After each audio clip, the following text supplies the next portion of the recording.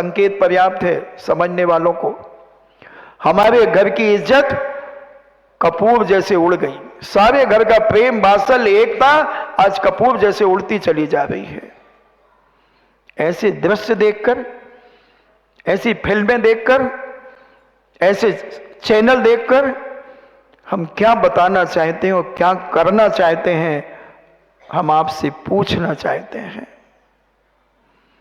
सोचें जरा, समझने का प्रयास करें। कटु सत्य जरूर है, मगर तुम्हारी समाज की चिंता मुझे है, वेदना है मुझे, तड़फन है। तुम क्या जानो? जब तुमने मुझे सम्मान दिया है, उच्चासन दिया है, तो मेरा कर्तव्य है कि गिरे व्यक्ति को उठाना, गिरे को उठाना। हम इतने गिर गए, फैशन पे हम इतने गिर गए कि आहार भी हमारे लिए कोई मतलब नहीं रखता। आहार छूट जाए तो 100 बार छूट जाए, मगर हमारा मांस खाना न छूटे, सुअर की चर्बी खाना न छूटे, मछली की चर्बी खाना न छूटे, गर्भवती घोड़ी की पेशाब पीना न छूटे। हम इतने महान हो गए? थोड़ा विचार कर लेना बंधुओं, ये पुण्य का उदय तड़फा तड़फा करके मारेगा, इस चमड़ी उधेड़ देगा और नमक और मिर्ची का पानी का छिड़काव करेगा। हम अपमान कर रहे हैं अपने कर्म सिद्धांत का, अपमान कर रहे हैं आर्टिफिशियल सच करके। हम दुनिया को क्या दिखाना चाहते हैं? कितने विकार भरे हैं तुम्हारे अंदर। ये पाप फूटेंगे बंधुओं। और वो 500 सैनिक पूज्यवर की बात सुनकर के बड़े आनंदित हो गए, और अहिंसा धर्म को जब उन्होंने समझा, पूज्यवर ने जब कहा कि तुमने एक हिरण की हत्या की, तुम इतना बड़ा पाप किया एक मासूम प्राणी की, जो तिनके खाता है, जो तिनके खाता है। अब मुझे एक बताना है, मगर मैं प्रसंग मेरा दूसरा छिड़ गया, एक विषय पे और बताना था, टाटरी के बारे में भी बताना है। खैर बताऊंगा, यहां से बिहार करने के पहले पहले बता दूंगा। आज मैंने प्रॉमिस भी किया था कि आज किसी भी हालत में टाटरी पर बताऊंगा, मगर मैं क्या करूं, इस गद्दी पे बैठता हूं और जैसे ही मंगलाचरण करके एक बार तुम्हारी नजर से नजर मिलाता हूं और मेरी अकल बदल जाती है, तुम्हारी शकल देख करके, और प्रवचन कुछ का कुछ निकल जाता है। मैं क्या कर सकता? I am sorry please. मैं टाटरी के बारे में नहीं बता पा रहा हूं, इसके लिए आई एम सॉरी प्लीज, मगर बताऊंगा, मैं प्रॉमिस करता हूं, क्योंकि मैं प्रॉमिस नहीं करता। खैर 500 सैनिक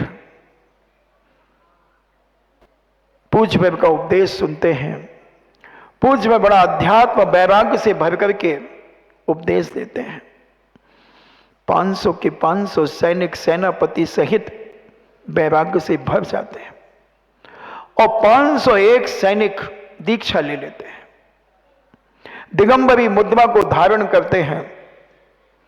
और वो हिरण का जीव जो सेनापति के तीर से मरा था, 500 सैनिकों ने तालियां बजाई थी, वो हिरण का जीव राजा की रानी के गर्भ में पहुंच जाता है।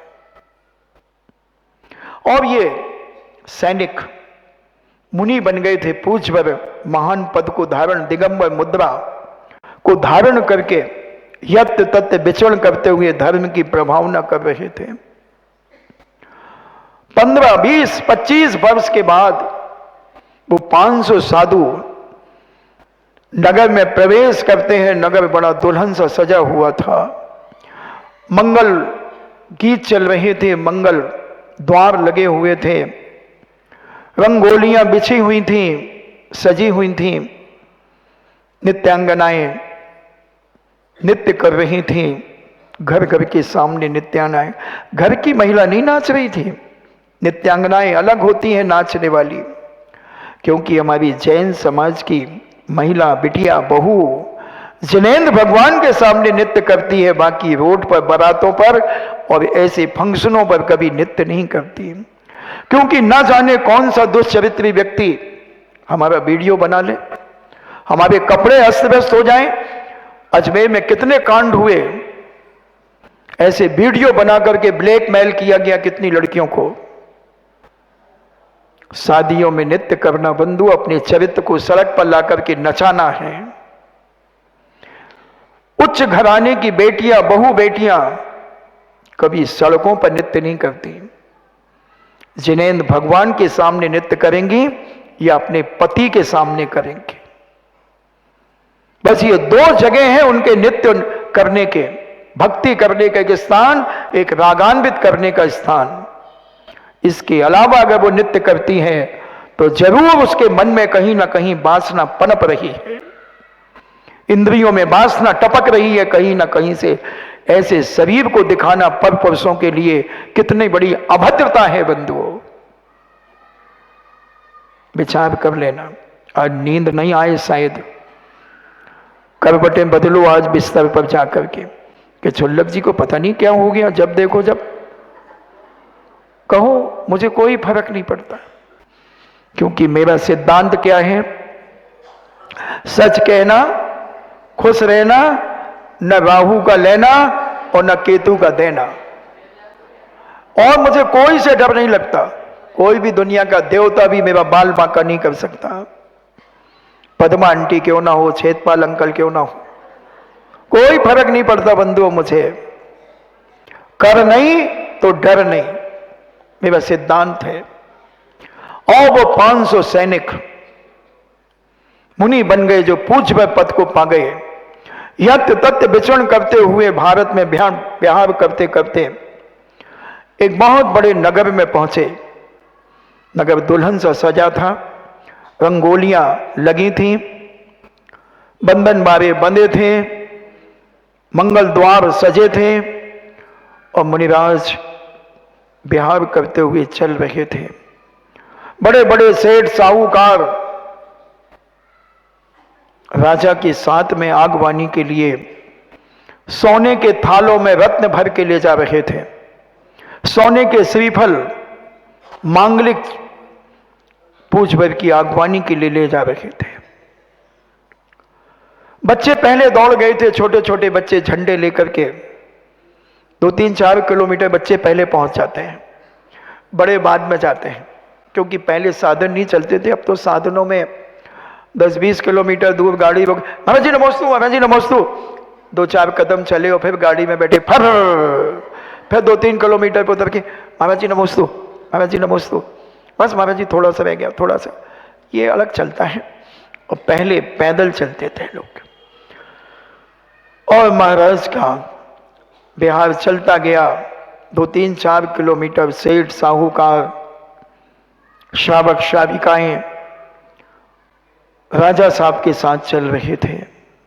और जैसे ही राजा ने पूजवर को देखा और एकदम आपे से बाहर हो गया और कहता इन 500 मुनियों को घानी में पेल दो।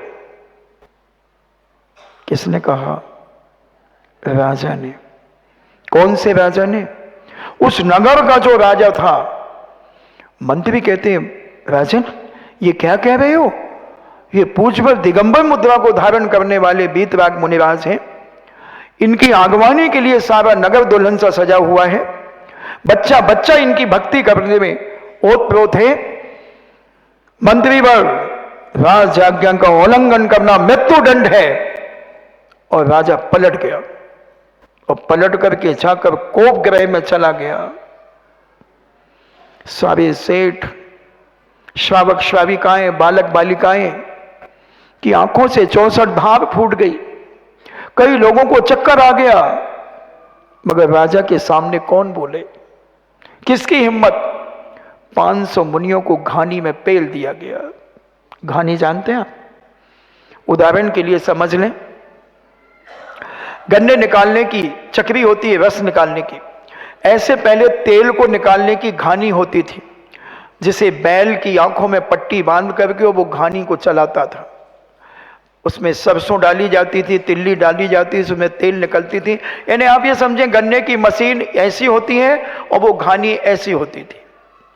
उसके जो रिंग पाइप थे वो ऐसे लगे होते लंबे, और उसमें सरसों डाला जाता है, उसमें से तेल निकलता है। आजकल वो और कुछ इंग्लिश में स्पेयर क्या बोलते हैं, ऐसा कुछ, हाँ जो भी बोलते हो, तो उसमें डाल दिया। एक एक मुनिराज को, जैसे गन्ना डाला जाता है, एक एक मुनिराज को घानी में डाल दिया। खून की नदियां बह गईं और राजा कोप गृह में जाकर के बेहोश हो गया। सारी समाज चीखती चिल्लाती रोती, राजा को गालियां देती हुई, बद्दुआएं देते हुए माताएं उंगलियां चटकाती हुई राजा का सत्यानाश करती। कई महिलाएं करती ना ऐसे, तेरा सत्यानाश हो जाए तेरा ये। हाँ, बीच बीच में कुछ पॉइंट देते रहना चाहिए शिक्षा के, और वो सब देती गई, मगर अब उससे क्या होने वाला था। 501 मुनिराज को घानी में पेल दिया गया। मातम छा गया पूरे नगर में, चूल्हे बंद हो गए, सब मुनिराज की देह का दाह संस्कार किया गया।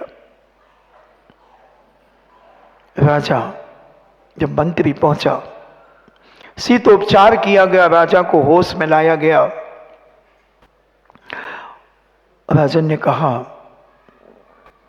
मंत्रियों ने उसके पहले ही कह दिया, महाराज आपकी आज्ञा का पालन हुआ। क्या 500 मुनियों को घानी में पेल दिया?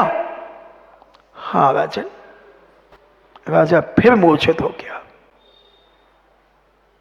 फिर शीतोपचार किया गया। बहुत समझाया पहले, जब उन्होंने आज्ञा दी थी कि राजन आपके पिता ने भी मुनिवा का रूप धारण किया है, आपके पिता मुनि बने हैं, और आपसे कह के गए थे कि बेटा हमारे नगर में कभी भी दिगंबर मुद्रा को धारण करने वाले पूज्य मुनिराज एलक क्षुल्लक कारिका त्यागी व्यति आए तो उनका परगाहन करना, उनकी आहारचर्या लगाना, मगर तुमने ये क्या किया? राजन कहते हैं, मेरे पिता भी मुनि बने हैं, मगर मैं क्या करूं। जैसे ही मैंने उन मुनिराज को देखा, मेरे अंदर से ऐसी कसाय जागी, ऐसा परिणाम जागा कि इनको घानी में पेल दो। तड़प गया राजा, बोले मैं दिगंबर साधु के पास जाऊंगा, पूछूंगा कि ऐसे भाव क्यों हुए, क्या कारण था। जब उस राजा के लिए मुनिराज के पास ले जाया गया, और राजा कहता है, महाराज मुझसे बहुत बड़ा पाप हुआ है, मैंने 500 मुनियों को घानी में पिलवाया है। पूज्यवर कहते हैं, गलत किया है, मगर महाराज मेरा भाव ऐसा क्यों हुआ? सुनो हे भव्य पुंडरीक, सुनो, तुम पूर्व पर्याय में हिरण थे, और जो 500 मुनिराज थे वो सैनिक थे, सेनापति था। उन्होंने पूज्य मुनिराज की वाणी सुनकर के वैराग्य को प्राप्त हो गए थे, मगर उसके पहले तुम जब हिरण की पर्याय में थे तो उन्होंने तीर का निशाना बनाकर के तुम्हें मारा था, और 500 मुनिराजों ने तालियां बजाई थी। उसका दुष्परिणाम कि वो मुनि तो बन गए, मगर वो कर्म जो ताली बजाने की जो अनुमोदना की थी, शिकार तो एक ने किया था, मारा तो एक ने था, मगर समर्थन कितने लोगों ने किया था? 500 लोगों ने। लिपस्टिक एक छोड़ रही थी, मगर 4 ने उसे दबा दिया कि लिपस्टिक नहीं छोड़ना। समर्थन किया हिंसा का। मैं तुम्हें बताना चाह रहा हूं कि बहुत प्रसन्न होते हो जब तुम छोड़ते हो। अपन ने तो आहार महार भी नहीं दिया, लिपस्टिक भी नहीं छोड़ी, बहुत प्रसन्न होते हो। मैं सब देख लेता हूं। मैं वही बताना चाह रहा हूं कि उसका दुष्परिणाम क्या होगा, ये बताना चाहता हूं, क्योंकि ये तो पक्का है, तुम इस जीवन में कोई भी आरिका नहीं बनोगी, कोई नहीं बनेगा। कोई एकाध भूली भटकी चतुर्थ काल की भटकी हुई कोई आत्मा हो, कोई यूजलेस हो गई हो, और कोई साध्वी के फुसलाने में आ जाए तो बन जाए तो बात अलग है। बाकी इस जन्म में तो नथिंग, हो ही नहीं सकता। क्योंकि जो आहार में अपने पाप नहीं छोड़ सकता, व्यसन नहीं छोड़ सकता, तो वो क्या हरि का बनेगा। जब मुनिराज ने बताया कि तुम हिरण की पर्याय में थे और जो उनके मुख्य महाराज थे वो सेनापति थे, उनने तीर से तुम्हें मारा था और तुम राजा के यहां राजकुमार बने थे और राजा मुनि बने तुम्हारे पिता और तुम्हें राजा बना करके गए, उनको देख करके तुम्हें जाति स्मरण हो गया, पूर्व जन्म का पाप उनका याद आ गया, तो तुमने उन्हें घानी में पिलवा दिया। अब तुमने कितने जीवों को मार करके लिपस्टिक लगाई है, कितने जीवों को मार करके सेंट तुमने परमानेंट लगाया है। एक एक जानवर बदला लेगा बंधुओं। ये कर्म है। जब तीर्थंकर जैसे पिटे हैं तो तुम किस खेत की मूली हो, तुम बहुत बहुत मामूली हो बंधुओं। जान जान करके जब तक ज्ञान नहीं हो, जब तक सब चलेगा, उसका कर्म बंध कम होता है। क्योंकि पूज्य उमा स्वामी महाराज ने अपने तत्वासूत्र ग्रंथ राज में एक सूत्र लिखा है, तीव्र मंद ज्ञाता ज्ञात भावादिकरण वीर तद विशेषा। यानी कौन सा कार्य आपने तीव्रता से किया है, मंदता से किया है, जान करके किया है, अज्ञानता से किया है, उस हिसाब से अगर जान करके किया है तो पाप बंध जाता है। अज्ञानता से किया है, आपको ज्ञान ही नहीं था उसका और आपने किया है, उसका कर्मबंध कम है। कितनी उत्तेजना के साथ किया है, कितने परिणामों की निर्मलता के साथ किया है, उस प्रकार से कर्मबंध होता है। हमने तो अहंकार किया है, अहंकार करके हमने पाप किया है, तो कर्म कहता ये तीव्र कर्म है। तीर्थंकर जब नहीं बचे तो तुम्हारा क्या होगा, क्या होगा, थोड़ा सा विचार कर लेना। मैं तो मात्र एक ट्रैफिक पुलिस बनकर के यहां आता हूं, कभी ट्रैफिक पुलिस बनता हूं, कभी डॉक्टर बनता हूं, कभी एजेंट बनता हूं, कभी कुछ बनता हूं, अनेक अनेक रूपों में मैं तुम्हारे पास आता हूं। तुम्हारा दुश्मन बन के भन नहीं आता, तुम्हारा हितकारी बन के आता हूं, तुम्हारे कल्याण के लिए आता हूं, तुम्हारे पाप छुड़ाने के लिए आता हूं, तुम्हारी वासना को कम करने के लिए आता हूं, तुम्हें सद्मार्ग दिखाने आता हूं, तुम्हें चरित्रवान बनाने आता हूं, तुम्हें गुणवान बनाने आता हूं, तुम्हारी जिंदगी को उठाने आता हूं कि तुम सद्मार्ग में चल करके अपनी अपनी और अपनी समाज की दिन दूनी रात चौगनी गरिमा और इज्जत बना करके तुम रहो। इसलिए मैं आता हूं। मुझे बोलने की कोई बीमारी नहीं है, कोई बीमारी नहीं। अगर प्रवचन नहीं कराओगे तो मैं दोनों हाथ से आशीर्वाद दूंगा, अभी तो एक हाथ से दूंगा। प्रवचन नहीं कराओगे क्योंकि मैं 1 घंटा सवा घंटा अपनी सामायिक और ज्यादा करूंगा तो मेरे तो कर्मों की निर्जरा होगी। मुझे क्या मिल रहा है प्रवचन करने से, मेरी एनर्जी और लग रही है, मगर एक करुणा आ जाती है, एक दया आ जाती है। बेचारी हमारी समाज अज्ञानता के जहर में डूब रही है, पाप में लिप्त हो रही है।